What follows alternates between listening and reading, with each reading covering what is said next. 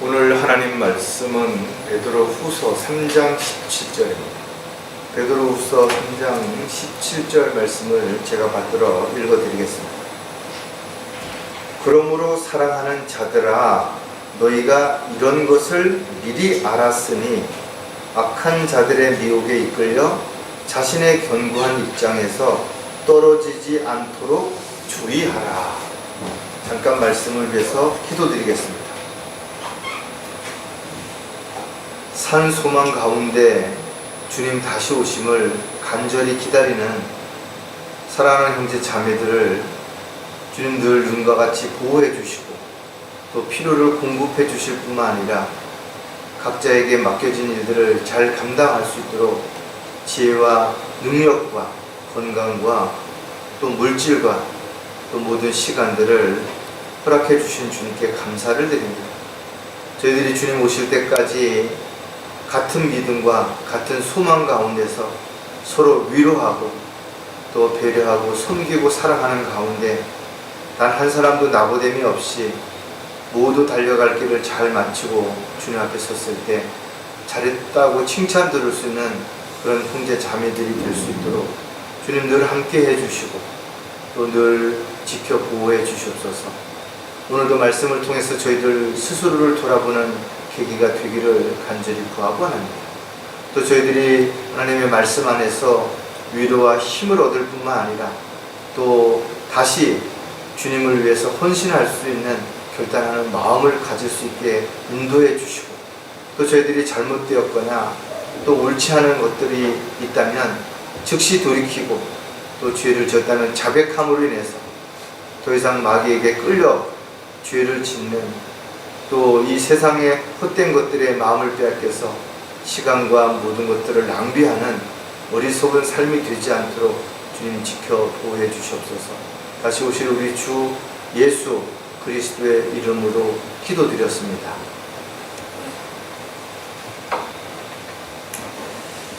세상에 참 악한 자들이 많이 있죠.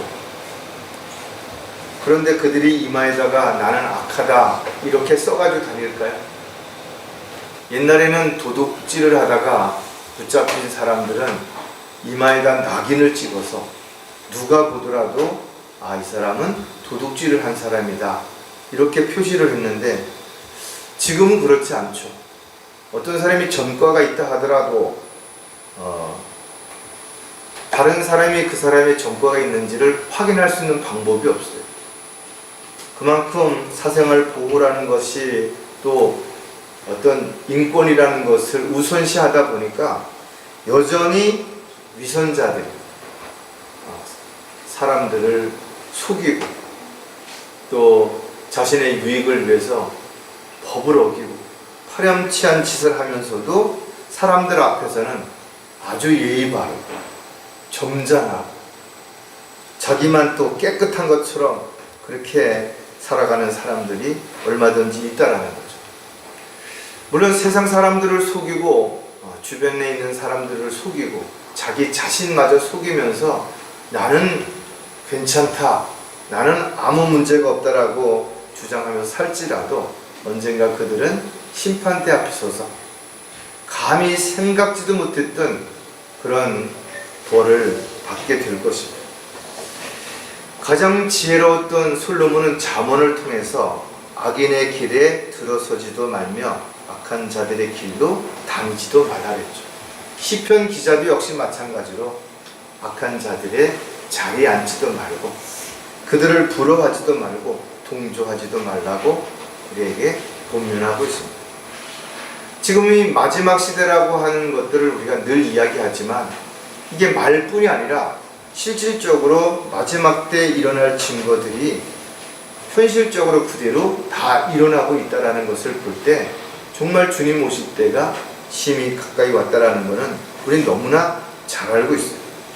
특히 성경에 보면 이것을 알라 마지막 날들에 아주 어려운 때가 오리라 그랬어요. 그러면서 디모데후서 3장에 마지막 때 일어날 일들에 대한 내용을 자세하게 기록해 놨는데 제가 읽을 테니까 한번 들어보세요. 사람들이 자기를 사랑하고 돈을 사랑하며 자긍하고 교만하며 하나님을 모독하고 부모에게 불순종하며 감사하지 아니하고 거룩하지 아니하며 무정하고 화해하지 아니하며 모함하고 절제하지 못하며 사납고 선한 것을 좋아하지 아니하며 배반하고 분열이 없으며 자만하고 쾌락을 사랑하는 것이 하나님을 사랑하는 것보다 더하며 경건의 모양은 있으나 경건의 능력은 부인하리니 이런 자들에게서 돌아서라. 지금 제가 나열한 이 단어들이 우리 주변에서 너무나 자연스럽게 문화, 정치, 사회, 경제 이런 것들 속에서 숨어서 오히려 사람들을 현혹시키고 또 사람들을 무감각하게 그렇게 죄로부터 만들고 있다는 것.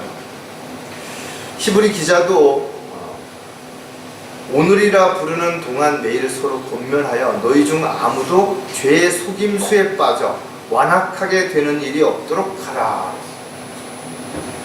저와 여러분은 정신을 차리고 있지 않다면 우리 안에 아직 남아있는 옛성품, 타락한 성품들이 드러나게 되죠. 그래서 죄를 짓게 되고 또 신뢰를 잃게 되고 우리가 믿고 따르는 하나님을 사람들 앞에서 욕되게 하는 어리석은 삶을 살아갈 수밖에 없습니다. 그래서 우리의 마음을 잘 지켜야 돼요. 잠언에 나와 있는 것처럼 열심을 다하여 내 마음을 지키라. 이는 삶의 문제들이 거기서 나온다 했죠. 즉 마음이 완악해지면 하나님의 뜻과 계획과는 전혀 다른 그런 삶을 살아갈 수밖에 없다라는 거죠.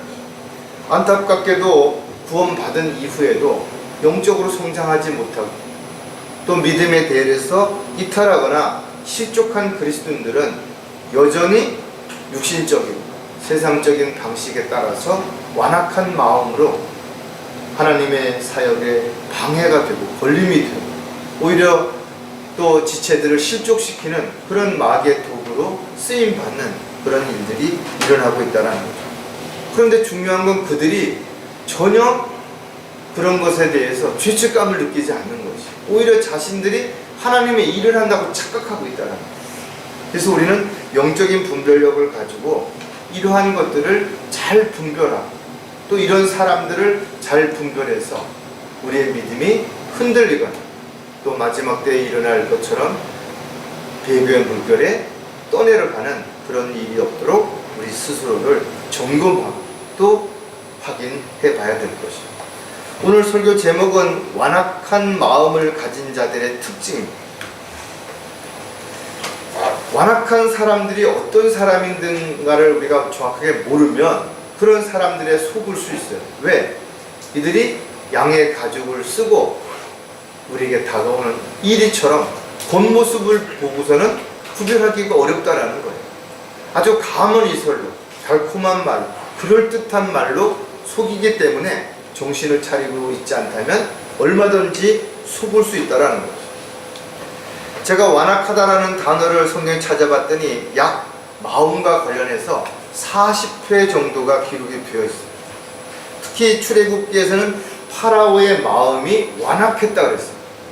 그리고 신명기에서는 이스라엘 백성들의 마음이 완악했다라고 기록이 되어 있어요. 그리고 예수님 당시에 유대인들과 바리새인들을 예수님께서는 마음이 완악한 자다라고 표현을 하신 것이죠. 특히 마가복음에 보면 그 후 11 사도가 앉아 식사할 때에 예수께서 그들에게 나타나셔 그들의 믿음 없음과 마음이 완악한 것을 꾸짖으시니 그랬어요. 제자들의 마음도 완악했다라고 예수님께서 그렇게 말씀을 하시는 거죠. 이렇게 사람의 마음이 어느 한순간에 완악해질 수 있다라는 겁니다. 그리고 완악해진 사람들의 특징은 자기가 완악해졌다라는 사실을 인정하지 않는 것이에요. 아니, 어쩌면 자기는 그렇게 마음이 완악해서 누가 보더라도 완악한 삶을 살아가는데 아무도 모를 것이라고 착각하기 때문에 그러는지도 모르겠죠. 물론 사전적인 완악함이라는 단어와 성경에 기록되어 있는 완악함은 조금 다른 의미를 가지고 있어요. 그래서 제가 사전을 찾아봤더니 완악하다라는 말이 뭐냐면 성질이 모지락스럽고 악독하다, 성질이 억세게 고집스럽고 사납다. 즉 성질이라는 것과 연관해서 이렇게 좀 모질고 악하고 표현을 좀 억센 것을 갖다가 완악하다고 표현을 했는데, 헬라어 원문이나 킹제임스 성경에서는 홀든이라고, 즉 완악하다라는 말이 굳다, 경화되다, 딱딱해지다 이런 말이에요. 그러니까 마음이 딱딱해졌다라는 거예요. 그래서 요한계시록에서도 마지막 때의 사람들의 마음이 어떻게 해요? 화인 맞아서 양심이 돌처럼 딱딱하게 굳어졌다라는 거죠. 그래서 마음이 딱딱하게 굳어지면 어떤 현상이 나타나느냐? 감정이 메마르게 되는 거예요. 그리고 강팍해지죠, 마음. 웃음도 잃게 되고 표정도 무표정하게 되는 거죠. 그리고 온갖 불평과 짜증을 앞세우고 어떤 상황에서든지 자신이 아니라 남을 탓하게 되고 또 누구 때문이라고 이렇게 전가시키는 이런 것들이 모두 완악한 것이다. 그러니까 자신이 죄를 지어서 그것이 드러났는데도 불구하고 나는 죄가 없다라고 주장한다 이거죠. 그리고 무엇 때문에, 누구 때문에 라고 그 모든 것들을 변명하는 이런 것들이 완악한 마음에서 일어나는데, 결국 마지막 때의 증거들 중에 하나가 사람이 마음이 완악해진다라는 거예요. 그래서 지금 이 시대에 우리가 생각하지도 못했던 그런 뉴스들이 많이 나와요. 어떻게 부모를, 어떻게 자식을, 어떻게 사랑하는 주변 친구를, 이웃을, 동료를 배반하고 그들의 뒤통수를 치고 배은망덕하게 자신에게 도움을 준 사람을 갖다가 공격하는 이런 일들이 비일비재하게 일어나고 있다는 거죠. 이게 교회 안에서도 마찬가지라는 거죠. 큰 교회들 보면 같이 함께 했던 사람들이 어느 날 마음이 완악해져서 서로 치고받고 싸우고 분열이 일어나고 서로 고소하고 이런 일들이 끊임없이 일어나게 되고, 마지막 때에는 이런 일들이 더 비일비재하게 일어나겠죠. 그래서 오늘 우리는 완악한 마음을 가진 자들이 가지고 있는 특징들을 한번 다시 점검해 보고, 우리가 영적인 분별력을 잘 분별할 뿐만 아니라 우리 스스로도 마음이 완악해지지 않도록 늘 하나님의 말씀을 통해서 끊임없이 그 마음을 깨끗하게 정리하고 제거할 수 있는 그런 저와 여러분이 됐으면 좋겠어요. 자, 그래서 오늘 완악한 마음을 가진 자들의 특징이 무엇인가를 우리가 한 번쯤 생각해 보면, 첫 번째가 가식적, 형식적으로 기도한다라는 거죠. 왜 기도하는가? 사람들이 무엇인가 필요한 것이 있어서 기도하죠. 그러나 어떤 사람들은 기도하는 모습을 통해서 다른 사람들에게 나는 이런 사람이다 라는 것을 보여주기 위해서 기도하는 사람들이 있었어요. 그래서 예수님도 이방인들의 기도를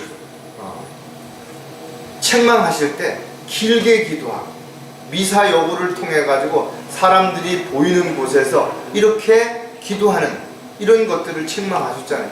차라리 골방에 들어가서 하나님 앞에 무릎을 꿇고 간절하게 기도하는 그런 모습들을 우리에게 가르쳐 준 것이, 많은 사람들이 그랬던 것처럼 나는 기도를 얼마 동안 했다, 또 얼만큼 오래 했다, 하루도 빠지지 않고 했다, 뭔가를 자랑하고 있다는 거죠.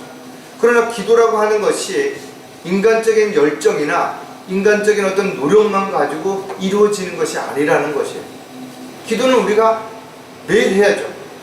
그러나 기도하는 목적이 무엇이며 또 그 기도를 통해서 얻은 것을 우리가 어떻게 사용할 것인가가 성경적으로 잘 정립이 안 되어 있다면, 우리가 때를 쓴다고 해서 하나님께서 그 기도를 응답해 주시는 것도 아니지만 일방적인 자기 혼자의 넋두리는 아무런 의미가 없다는 거예요. 기도는 말 그대로 예수님의 이름으로 성령님의 능력 가운데서 하나님 앞에 필요를 구하는 것이. 그렇다면 우리는 자신이 구하는 것이 무엇인지를 정확하게 알아야 되고, 구했다면 그것이 어떻게 응답이 되어지든 간에 그 응답에 대해서 우리는 그 사실을 인정하고 받아들여야 되는데, 수많은 사람들이 기도하는데 응답이 안 되는데도 계속 기도한다. 또 지속적으로 기도해야 되는데도 한 번쯤 기도하고 기도를 하지 않는 사람들도 있다라는 거예요. 양심을 속이고 믿음이 없이 하나님 앞에 드려지는 기도는 그것이 어떻든 얼마나 오래 했건 얼마나 자주 했든 아무런 의미가 없다라는 것이. 바울은 하나님과 사람 앞에서 항상 꺼리낌이 없는 양심을 지니려고 힘썼다 그랬습니다. 하나님은 왜? 우리의 마음을 다 보시기 때문에 그런 것이. 따라 저와 여러분은 어떠한 경우에도 우리가 하나님 앞에 기도하면서 뭔가 의심한다든지 불안해한다든지 두려워한다든지 그런 마음을 가지고 기도를 해서는 안 될 것입니다. 또 마음이 완악한 상태에서 기도하는 것은 하나님께서 기도에 응답해 주시지 않는 것입니다. 부부와 자식 간에, 부부 간에, 또 이웃 간에 싸우고 미워하고 원망하고 시기하고 질투하고 이런 마음이 가득한 그런 상태에서 어떤 기도가 하나님 앞에 응답이 되겠냐 이거죠. 성경은 그래서 뭐라 그랬어요? 먼저 화해부터 하라는 거예요. 이런 반목하는 것들이 있으면 먼저 화해하고 나서 하나님 앞에 와서 기도를 드리라는 것이. 또 누구에게 보이기 위해서가 아니라 진지하게 하나님 앞에서 하나님과 나 사이에 깊은 교제가 이루어질 수 있는 그런 기도가 반드시 되어야 된다는 거죠. 또 자신이 어떤 죄를 졌다면 즉시 자백하고 그리고 나서 그 다음에 기도를 해야지, 자신이 죄를 짓고도 자백하지 않은 상태에서 끊임없이 뭔가를 요구하는 것은 합당한 기도가 될 수가 없다는 것이죠. 따라서 저와 여러분은 어떠한 경우에도 보이기 위한 가식적이고 형식적인 기도가 되어서는 안 될 것이고, 만약에 누군가가 악한 마음을 가지고 있으면서도 사람들 앞에서 오랜 동안 기도하는 모습을 통해서 자신의 어떤 것들을 감추려고 하는 위선자가 있다면 정확하게 분별할 수 있어야 되는 것이. 자, 가식적이고 형식적으로 기도하는 자들에게서 나타나는 또 몇 가지 특징들을 우리가 생각해 보면, 기도한 후에 몹시 불안해야 한다 이거죠. 저 여러분은 기도한 후에 절대 불안해서는 안 되는 거예요. 설사 그 기도의 응답이 내가 원하는 대로 이루어지지 않는다 하더라도 그것은 하나님의 고난이기 때문에 그걸 받아들여야 되는 거예요. 내가 기도한 것이 그대로 이루어지지 않을까 하고 불안해하는 것은 결국은 내가 하나님 앞에 필요를 요구하는 것이 아니라 강제 때를 쓰는 것이고 협박하는 것에 불과하기 때문에 그렇다라는 거죠. 자, 사람들이 불안하고 두려워하는 여러 가지 이유가 있겠지만 그 중에 가장 큰 이유는 확신이 없기 때문에 그런 것이죠.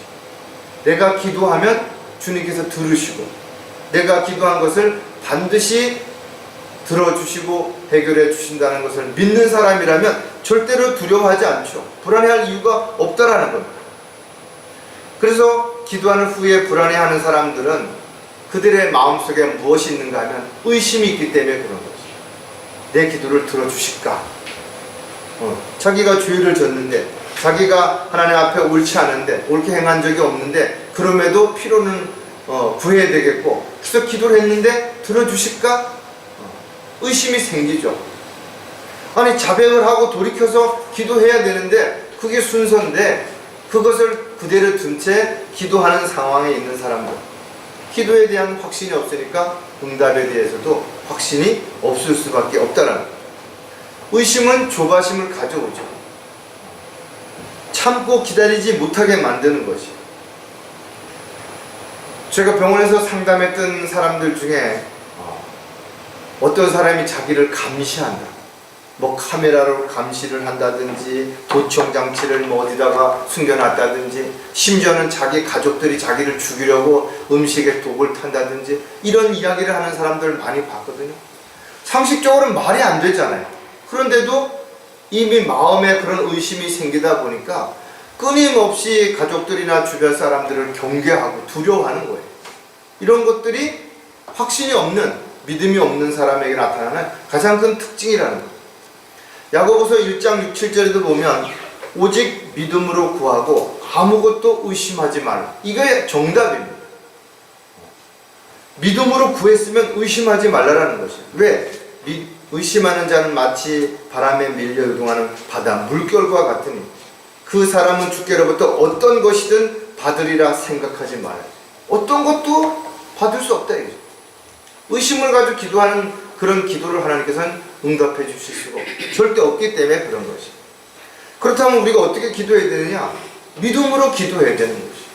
반드시 내 기도를 들으실 거라는 확신과 내 기도를 들으셨으면 거기에 합당한 지혜를 주시고 필요한 물질과 시간과 모든 것들을 공급해 주실 것이라는 것을 확신을 가져야 되는 것이에요. 의심은 자기 스스로를 구속해버리는 것이에요. 그래서 아무것도 할 수 없게 만드는 것입니다. 하나님께서 우리를 도와주고 싶어도 우리가 의심하고 있다면 도와주실 수가 없는 것이에요. 따라서 저와 여러분이 상황이 어떻게 변하든 또 입장이 어떤 상황에 처하든 간에 우리가 기도할 때는 늘 믿음으로 기도하고 의심하지 않을 때 하나님께서는 당연하게 우리의 기도에 응답해 주신다는 것입니다. 저와 여러분이 어떤 상황에서도 절대로 가식적이거나 형식적인 기도가 이루어지지 말아야 되는 것이죠. 자, 가식적이고 형식적으로 기도하는 사람의 또 다른 특징이 뭔가 하면 믿음으로 구하지 않고 흉내를 낸다. 기도하는 흉내를 내는 거예요. 새벽 기도 나가서 졸면서도 앉아 있는 것만으로도 나는 새벽 기도를 하나도 안 받았다. 이런 거를 자랑하는 것이. 그리스도인들에게 모든 일이 앞서서 기도해야 되고 또 모든 일을 마치고 나서 기도해야 되는 건 당연하죠. 그래서 언제 어디서 무엇을 하든지 성경은 항상 기도하라는 겁니다. 기도하지 않고 무엇인가 이루어졌다면 그것이 성공했다면 오히려 가장 실패한 것이 될 수도 있기 때문에 그런 것입니다.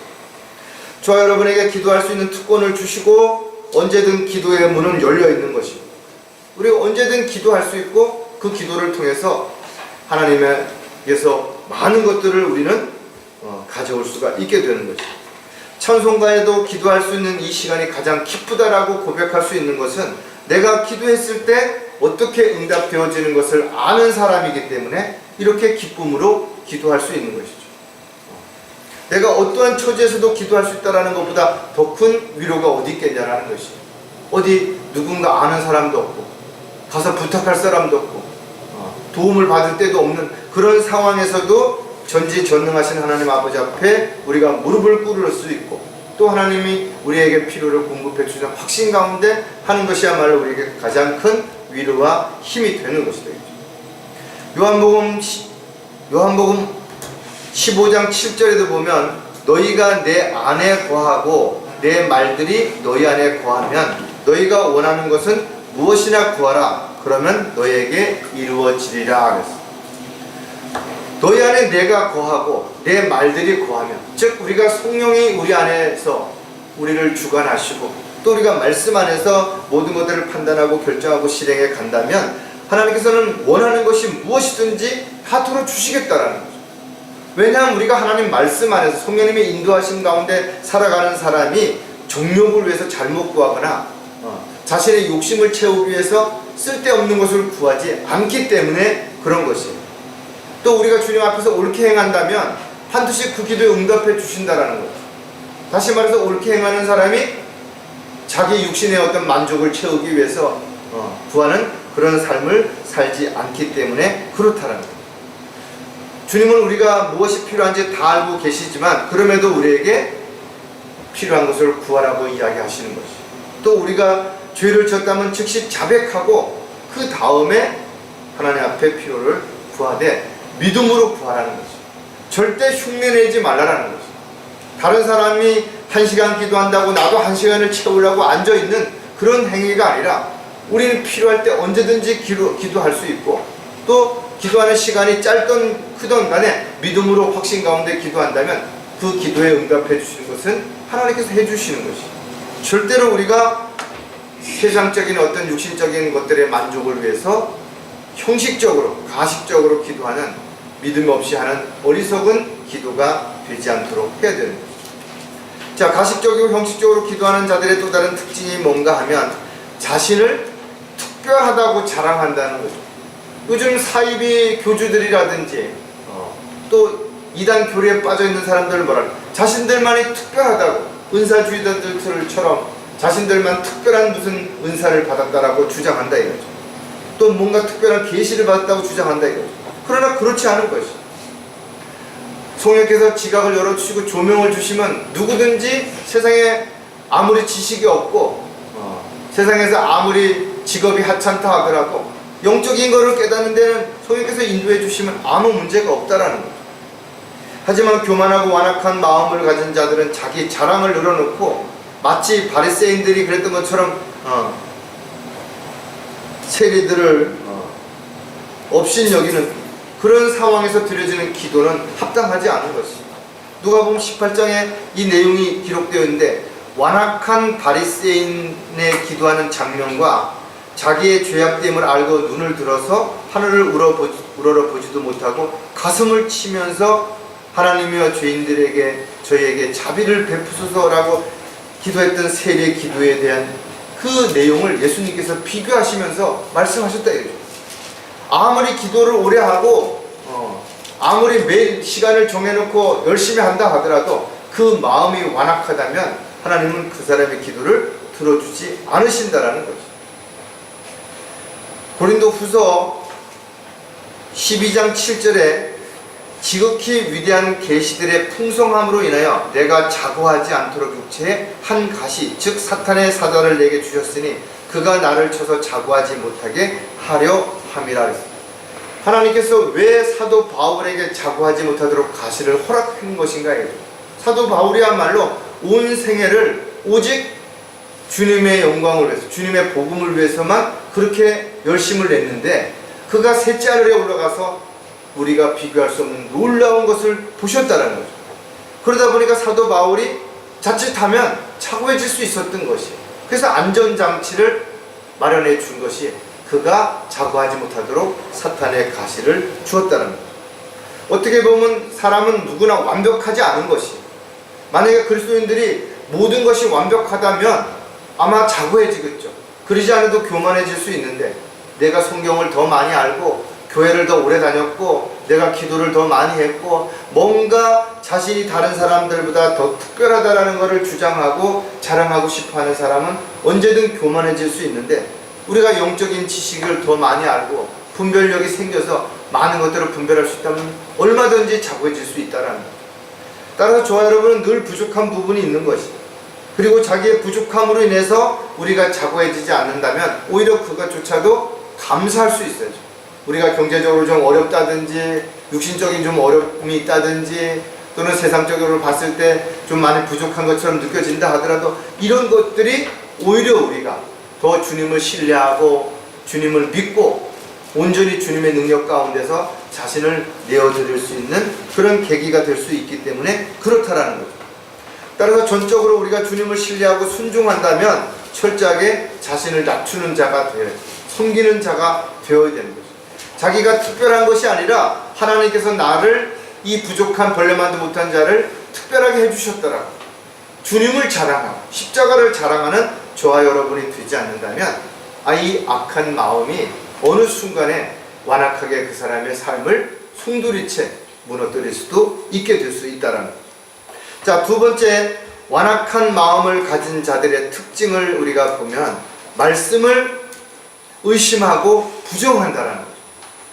성경에 분명하게 하지 말라 기록이 되어 있는데도 그걸 지속적으로 하면서도 또 누가 어떻다더라, 누구는 이렇게 말하더라, 끊임없이 뭔가 이유와 핑계와 변명을 앞세운다라는 거죠. 하나님의 말씀은 살아계시죠. 역사하시는 거예요. 이 양날 가진 칼과 같은 이 하나님의 말씀이 잘못된 부분들은 도려내고 또 잘할 수 있도록 위로와 힘을 줄 뿐만 아니라 마귀와 대적해 싸울 수 있는 강력한 무기가 될 수 있다는 거예요. 따라서 저와 여러분이 하나님의 말씀을 최종 권위로 믿고 받아들이고 있기 때문에 세상과 세상에 있는 것들에 대한 분명한 기준점이 세상 사람들의 가치관하고 달라진 것이죠. 하지만 하나님의 말씀을 업신여긴다든지 대수롭지 않게 여긴다든지 자기 마음대로 해석하고 어떤 부분은 빼고 어떤 부분은 첨가시키고 어떤 건 또 변개시키고 이러는 사람들은 결코 하나님을 두려워하거나 하나님을 사랑하거나 하나님을 믿는 사람들이라고 말할 수 없는 것이죠. 오히려 그들이 하나님의 이름을 팔아서 하나님의 이름을 앞세워서 자신이 선한 사람인 것처럼 자신이 뭔가 부끄러움이 없는 것처럼 사는 것처럼 사람들을 속이기 위한 하나의 수단으로 하나님을 이용하는 아주 악한 자들이라죠. 사탄도 천사처럼 자신을 가장한다 그랬죠. 얼마나 많은 악한 자들이 의의 종으로 하나님의 일꾼으로 가장해서 하나님을 대적하고 하나님의 일을 방해하는지를 우리가 한번 좀 생각해 본다면 그렇다라는 거죠. 세상에 많은 교회가 있죠. 그러나 그 교회들이 왜 하나님이 원하시고 기뻐하시는 일들을 감당할 수 없는가? 왜 세상에서 지탄을 받고 사소한 세상적인 것들을 가지고 싸우고 자신의 유익들을 위해서 분열을 일으키고 그러는 것인가 이거죠. 하나님의 말씀이 중심이 아니기 때문에 그런 거죠. 사람이 중심이 되다 보니까 시민의 권리가 우선되다 보니까 다수결에 의해서 이런 것들이 결정되어지기 때문에 이런 문제들이 생겨나게 된다는 거죠.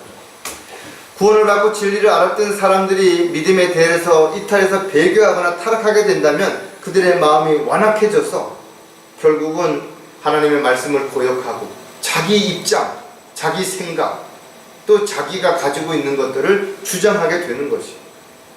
누구든지 하나님의 말씀에 의심을 가지고 확신이 흔들리기 시작하면 마귀는 즉시 그의 교만한 마음을 틈타고 들어와서 네가 더 훌륭하다 이거죠. 사탄이 뱀이 이브에게 했던 것처럼 너도 조금만 이쪽에 눈을 뜨면 너도 신처럼 될 수 있다 이렇게 속이는 것이. 수많은 사람들이 속고 있다 이거죠. 안타깝죠. 그러면서도 그들은 끊임없이 하나님의 말씀을 의심하고 하나님의 말씀을 의심하다 보니까 성경에 기록되어 있는 말씀조차도 부정적으로 받아들이는 것이. 이러지 않을 수도 있다.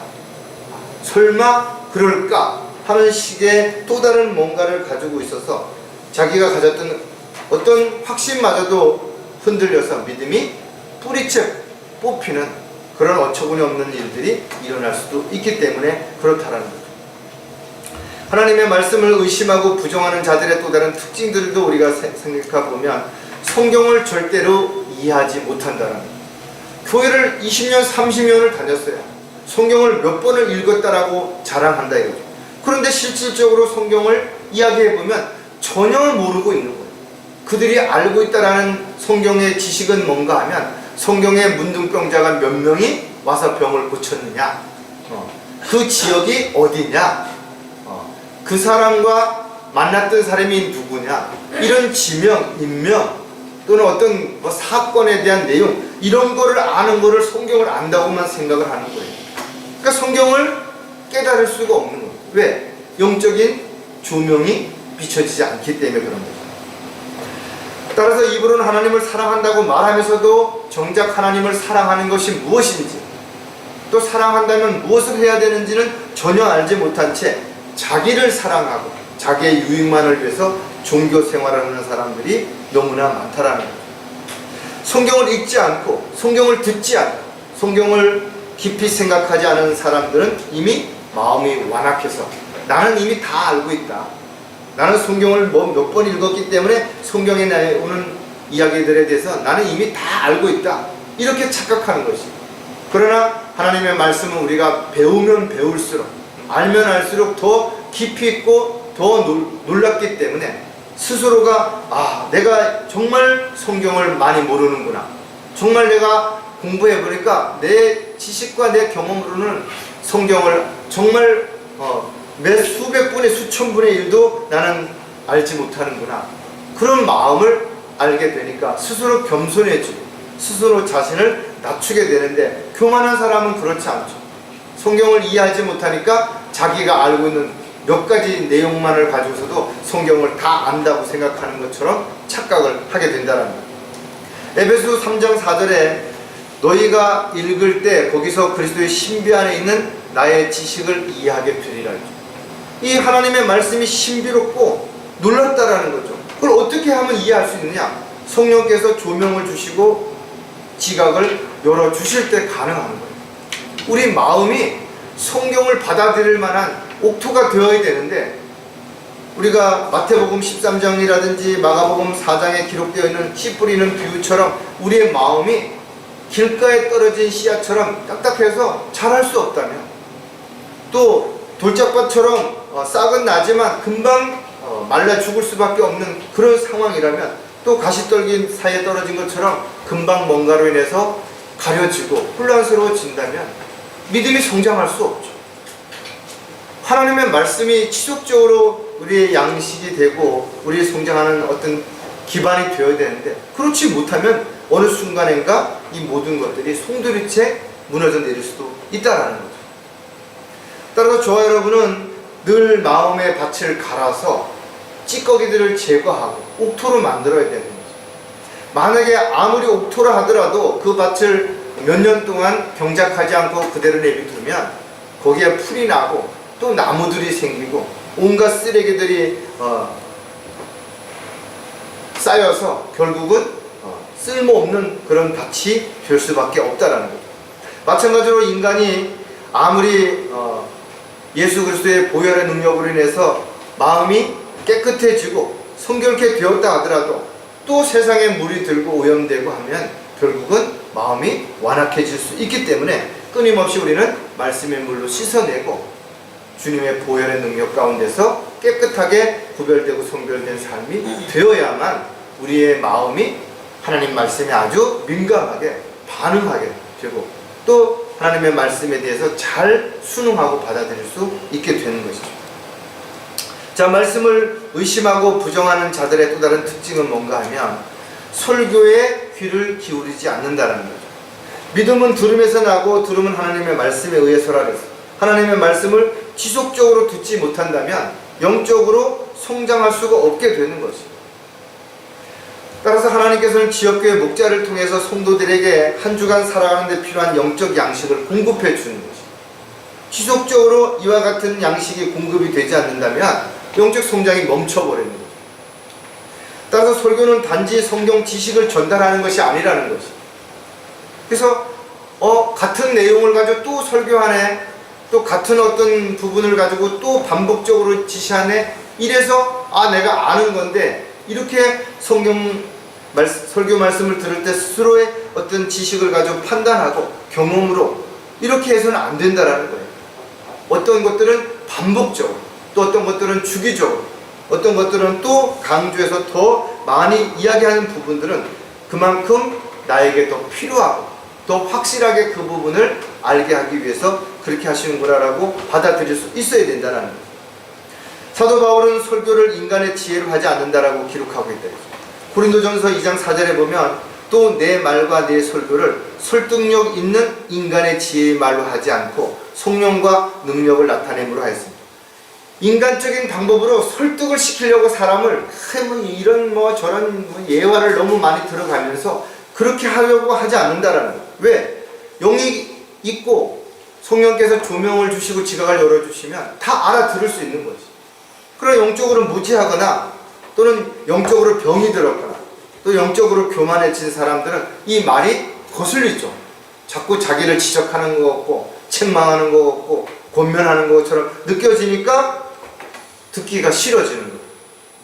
따라서 목자는 설교를 준비할 때 지체들에게 가장 필요한 것이 무엇인지를 기도하면서 하나님이 주시는 말씀들을 통해서 그것을 지혜롭게 또 그 영적인 수준에 맞게끔 잘 풀어서 말씀을 전하는 도구에 불과한 것이다. 하나님께서 허락하지 않으시면 억지로 준비해서 할 수가 없는 거예요. 그러니까 남의 설교를 뺏기가지고 그냥 갖다 이름만 바꿔가지고 앵무새처럼 나열하는 이런 것들을 하게 되는 결과를 가져오게 된다는 거죠. 하나님의 말씀을 들으면서 자신의 기분이나 감정에 따라서 설교를 판단한다든지 평가한다든지 이러는 것은 이미 마음이 완악해졌다라는 증거라는 것이죠. 또 주님께서는 말씀에서 귀를 돌이키는 자는 그의 기도마저 가증하다라고 말했다. 많은 사람들이 마음이 완악해지게 된다면 두드러지게 나타나는 특징 가운데 하나가 하나님의 말씀에 귀를 기울이지 않고 딴 생각을 하는 거죠.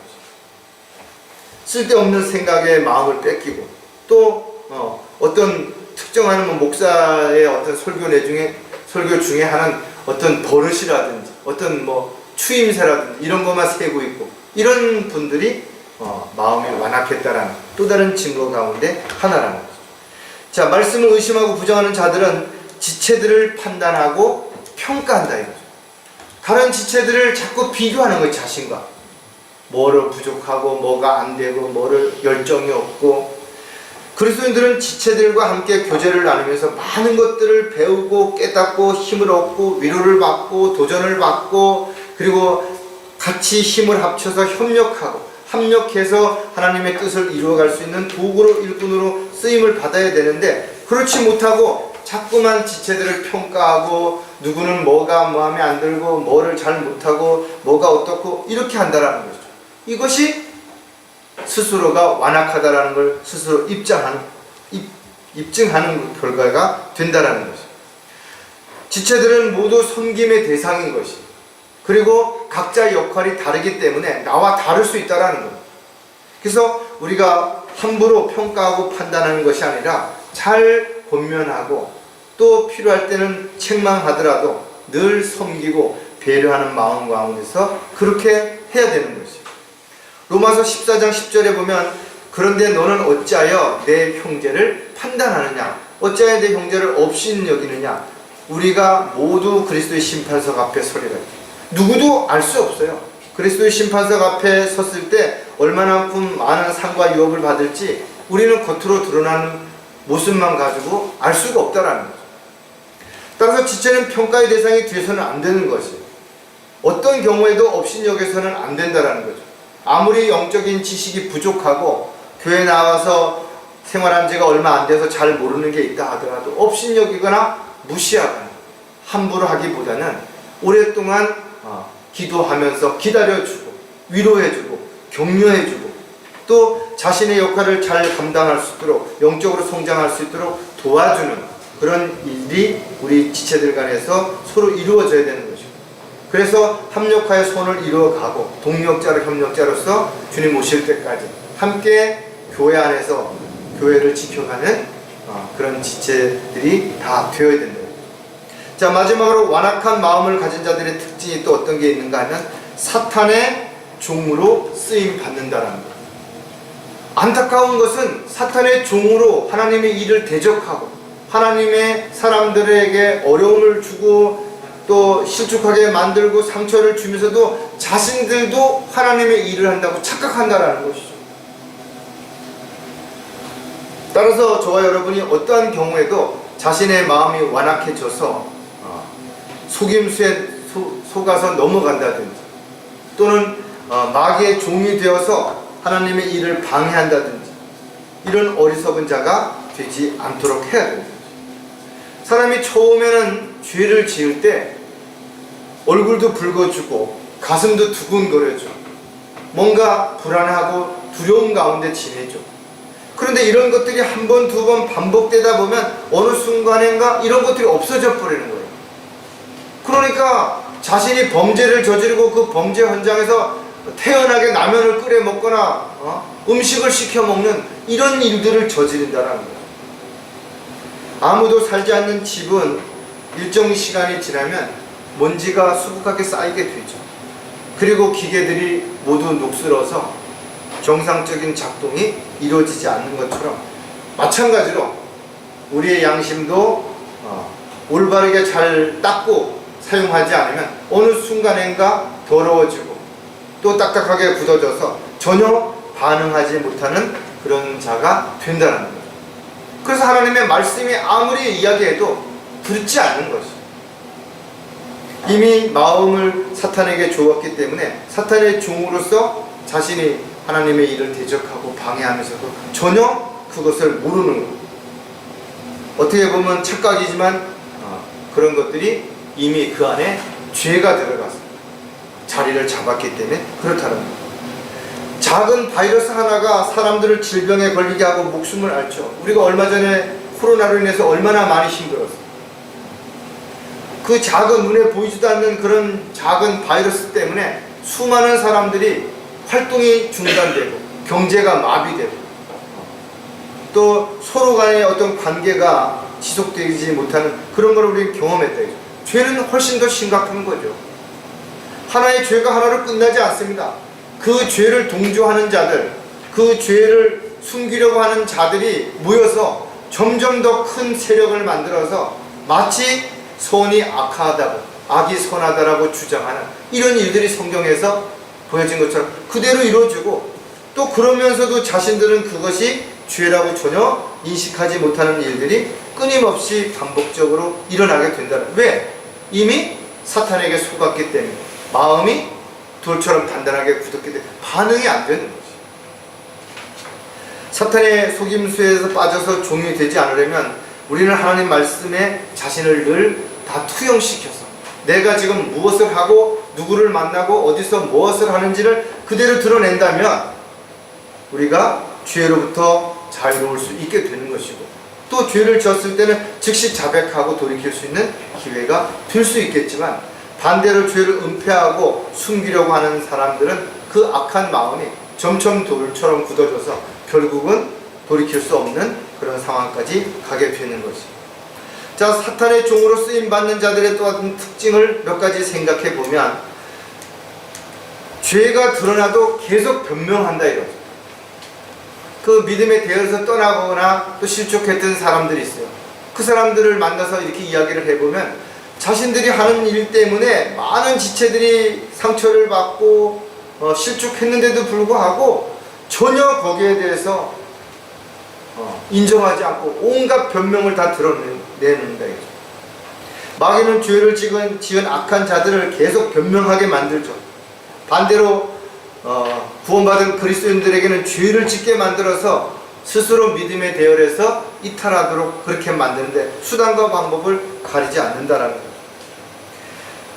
죄는 거듭나지 못한 죄인들에게는 물론 거듭났지만 육신적인 세상적인 그리스도인들에게도 끊임없이 죄를 지을 수 있는 길을 열어주는 거죠. 보여주는 것이죠. 그래서 스스로가 나 이 정도쯤 했으면 됐지. 세상에 완벽한 사람이 어디 있어. 다른 사람들도 다 그렇게 하는데, 이런 식으로 뭔가를 자꾸 물타기를 하고 뭔가 자꾸 변명을 해서 자신을 빠져나가려고 그렇게 한다는 거죠. 이렇게 마음을 가지는 사람은 이미 죄에게 속고 있는 거죠. 마귀에게 속고 있는 거죠. 또 타락한 옛 성품은 성령을 거슬러 죄를 짓도록 계속해서 우리를 육신적인 어떤 것에 마음을 빼앗기게 끌고 가죠. 그러므로 철저하게 우리가 죄를 지면 자백하고 더 이상 죄의 속임수에 넘어가지 않도록 자신을 투영시켜야 되는 거죠. 요한복음 8장 34절에 보면 예수께서 그들에게 대답하시기를 진실로 진실로 내가 너에게 말하노니 죄를 짓는 자는 누구나 죄의 종이 되느니라. 우리가 죄를 지으면 죄에 끌려가는 거예요. 결국 죄의 종이 된다라는 거예요. 사탄은 자신을 빛의 천사로 가장해서 사람들을 속인 것처럼 거짓 목사, 교사, 학자, 목사 뭐 할 것 없죠. 영적인 무지한 자들을 속여서 동조자들을 만들어서 오히려 하나님의 일을 방해하는 그 일에 앞장서고 있다는 거죠. 왜? 이들의 영적인 분별력이 흐려졌기 때문에 그런 거죠. 영적인 질병에 들어서 분별할 수 있는 힘이 없어졌기 때문에 그렇다라는 거죠. 그리스도인들은 남을 속여서도 안 되고 자기가 속아서도 안 되죠. 특히 자기 자신을 속이면서까지 착각해서 온갖 변명을 드러내는 어리석은 자가 되서는 안 될 것이다. 왜? 하나님께서는 우리의 모든 것들을 다 보고 계시고 알고 계시기 때문에 그렇다는 거죠. 따라서 저와 여러분은 어떤 문제가 생겼을 때 사람들 앞에 변명하려고 해서는 안 되는 것이, 그대로 인정하고 손해를 보고 때로는 그것으로 인해서 어려움을 겪을 수 있더라도 그 한 번으로서 이 모든 것을 다시 돌이킬 수 있지만, 이걸 숨기려고 하게 된다면 이게 계속해서 점점점 한 번의 거짓말이 7번의 거짓말로 바뀌어지게 되는 것이. 자, 사탄의 종으로 쓰임받는 자들의 또 다른 특징은 아무도 모를 것이라고 착각한다 이거죠. 즉 흔히 하는 말로 손바닥으로 하늘을 가린다는 거예요. 자기 눈만 가리면 아무도 못 볼 것이라고 생각하는 거예요. 꽁이 자기 머리만 덤불에 집어넣으면 내가 자기를 못 볼 거라고 생각하는데 착각한다 이거죠. 저와 여러분이 육신을 입고 있는 동안 그러면 죄를 안 짓느냐? 죄를 질 수 있죠. 하지만 아무리 작은 죄라도 자신이 죄를 진 것을 성령님께서 알려주시면 즉시 자백하고 보혈에 의지해서 용서를 되었음을 믿고 그렇게 다시 시작하고 다시 돌이킬 수 있는 기회가 되어야 되는 거죠. 만약에 작은 죄라도 들어와서 우리 안에 일정한 시간이 지나면 몸의 일부처럼 단단하게 뗄 수 없는 그런 습관이나 버릇으로 자리를 잡아버리는 거죠. 그 다음에는 살쪄름을 도려내는 아주 고통스럽고 아픔이 일어나기 때문에 쉽게 도려내기 어렵죠. 그래서 많은 사람들이 어느 순간인가부터 더 이상 알면서도 너무나 고통스럽고 힘들다고 생각해서 도려내지 못하는, 그래서 그냥 안고 그냥 적당히 이렇게 가려고 하는 사람들이 너무 많은 것이. 예레미야 48장 10절에도 보면 주의 일을 거짓되이 행하는 자는 저주를 받을 것이요 자기 칼을 피로부터 숨기는 자도 저주를 받으리라. 주의 일을 거짓되이 행하는 자들, 마치 그럴듯하게 사람들 앞에서 속이는 자들 모두 저주를 받을 것이라. 거기에 대한 충분한 대가를 반드시 받게 된다는 거죠. 악한 계획을 세우면서도 겉으로는 종교적인 열성을 가지고 자기를 숨기는 자들이 있죠. 사이비 교주들 뿐만 아니에요. 그들을 따르는 수많은 종들이 그렇게 한다 이거죠. 철저하게 계획을 세워서 사람들을 속이고 세뇌시킨다 이거죠. 그러나 반드시 그들은 자신들이 행한 대로 그 대가를 받게 될 것입니다. 아무도 모를 것이라고 생각하지만, 아니 세상 사람들을 모두 속였다고 착각할 수 있을지 모르지만 그들의 죄는 모두 낱낱이 다 드러나게 된다는 것을 우리가 분명하게 알아야 된다. 따라 저와 여러분은 누가 보든 안 보든 알든 모르든 간에 죄를 진 것이 있다면 즉시 자백하고 하나님의 말씀을 통해서 자유롭게 되어야만 우리가 죄에 끌려가는 사탄의 종이 되지 않는 결과를 가져올 수 있게 될 것입니다. 따라서 우리가 완악한 마음으로 살지 않기 위해서는 아무리 작은 죄라도 바로바로 말씀의 물로 씻어내고 자신이 스스로 자백하고 인정함으로 인해서 그 죄가 자리를 잡지 못하도록 그렇게 해야 될 것입니다. 자, 사탄의 종으로 쓰임받는 자들의 마지막으로 또 하나의 특징이 뭐냐 하면 돌이킬 기회마저 거부한다 이거죠. 참 안타깝죠. 순간 사람이 잘못할 수 있어요. 이탈할 수 있어요. 그런데 이미 사탄의 종으로 한 번쯤 쓰임 받았다면 사탄이 놔주질 않습니다. 마약에 한번 중독된 사람은 그 마약에서 벗어나기가 정말 힘든 거예요. 죄를 지으면 자신도 모르게 점점 주님과의 관계가 멀어지죠. 어느 순간서부터는 교제도 안 되고 오히려 하나님의 말씀과 뜻에서 벗어나서 겉돌게 되는 것이에요. 이렇게 되다 보니까 지체들 간의 관심도 없어지고 서로 간에 대한 어떤 만남도 사라지게 되는 것이죠. 또 자신이 하는 일과 또 다르기 때문에 어떤 부분에 자꾸 부딪히니까 더 이상 자신을 따르도록 동조시키도록 해도 안 되니까 결국은 스스로가 포기하거나 이탈하는 결과를 가져오게 되는 것이죠. 누구든지 잘못을 알면서 돌이키지 않는다면 그는 죄의 속임수에 이미 빠진 것입니다. 저 여러분이 죄를 질 수 있어요.